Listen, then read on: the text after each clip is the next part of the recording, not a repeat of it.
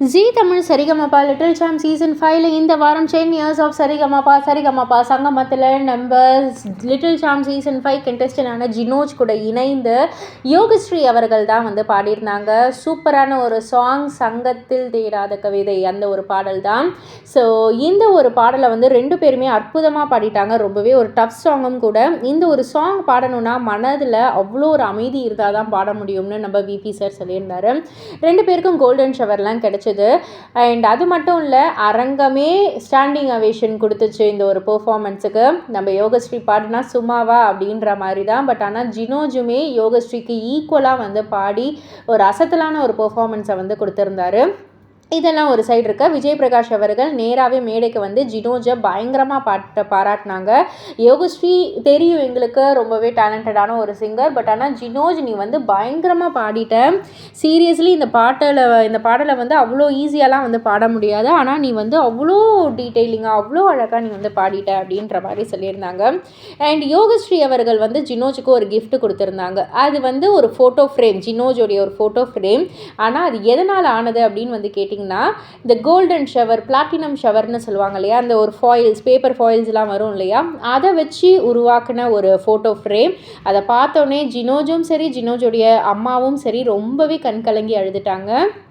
எதனால் அப்படின்னு வந்து கேட்டிங்கன்னா, அந்த ஒரு கோல்டன் ஷவர் அப்படின்றது வந்து ஜினோஜோடைய வாழ்க்கையில் ரொம்பவே பெருசு. ஒவ்வொரு வாட்டி வாங்கக்குள்ளேயும் தன்னை மீறி அவர் வந்து அழுதுருவார், அந்த ஒரு சந்தோஷம். ஏன்னா அந்த ஒரு ஏக்கம், வெறி அப்படின்னு வந்து சொல்லலாம். ஸோ அதனால் ஆன ஒரு ஃபோட்டோ ஃப்ரேமை வந்து பார்த்தோன்னே இன்னமும் எமோஷ்னல் ஆகிட்டாங்க. அது மட்டும் இல்லை, அண்டு இன்னொரு சிறப்பான ஒரு விஷயம் என்ன அப்படின்னு வந்து கேட்டிங்கன்னா, சரிகமபா லிட்டில் சாம் சீசன் 4 ஆடிஷனுக்கே நம்ம ஜினோஜ் அவர்கள் வந்திருக்காரு. ஜினோஜ் மட்டும் வரல, ஜினோஜோடைய அக்கா ஜீனா அவர்களும் வந்திருக்காங்க. அந்த ஒரு ஆடிஷனில் யாராவது ஒருத்தவங்களை தான் செலக்ட் பண்ண முடியும் அப்படின்னு வந்து சொன்னதால் விஜய் பிரகாஷ் அவர்கள் வந்து ஜீனாவை வந்து செலக்ட் பண்ணாங்க. ஜினோஜுமே அதுதான் ஆசைப்பட்டார். ஏன்னா இப்போ 10th ஸ்டாண்டர்ட் படிக்கிறா என் அக்கா, அடுத்த வருஷம்னா ஏஜ் பார் ஆகிடும், அதனால் அவளையே செலக்ட் பண்ணுங்க அப்படின்னு வந்து சொல்லக்குள்ள விஜய் பிரகாஷ் அவர்கள் வந்துட்டு ஜீனா வந்து நல்லாவே ட்ரெயின் ஆகி நல்லாவே பாடியிருந்தாங்க, அதனால் ஜீனாவை நாங்கள் செலக்ட் பண்ணிடுறோம், பட் ஆனால் உனக்கு ஒரு கோல்டன் டிக்கெட் தரேன், அதாவது சீசன் 5 லிட்டில் சாம் சீசன் 5க்கு நீ நேராக மெகா ஆடிஷனுக்கே வந்துடலாம் அப்படின்ற மாதிரியான ஒரு கோல்டன் டிக்கெட்டை வந்து நம்ம விஜய் பிரகாஷ் தான் வந்து கொடுத்துருந்தாரு ஜினோஜுக்கு.